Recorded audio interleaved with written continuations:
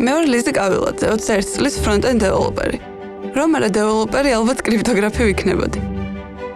პროფესიის არჩევა არ გამჭირვებია, რადგან ბავშვობიდანვე ჩემი ინტერესები ძალიან მკაფიო და ნათელი იყო ჩემთვისაც და ჩემი ოჯახის წევრებისთვისაც.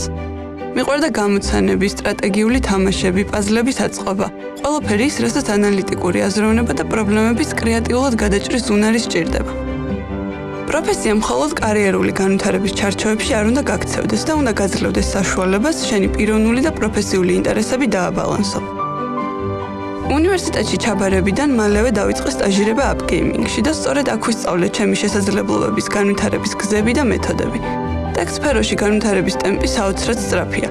აპგეიმინგის გუნდი კი დამეხმარა მესწავლა ამ ტემპს როგორ ავყოლოდი.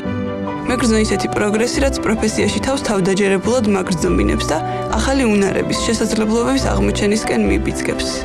დროთა განმავლობაში უფრო და უფრო მძაფრად ვგრძნობ იმას, თუ რამდენად სასიამოვნოა იმ საქმის კეთება, რომელიც გიყვარს. განვითარების გზა, რა თქმა უნდა, მარტივი არ არის, ბევრი სირთულეა. მაგრამ ჯერა რომ ამ გზაზე მთავარი მონოპოვარი ის გამოცდილებაა, რაც წარმატებისკენ უფრო დიდ და მყარ ნაბიჯებს გვადგმევინებს.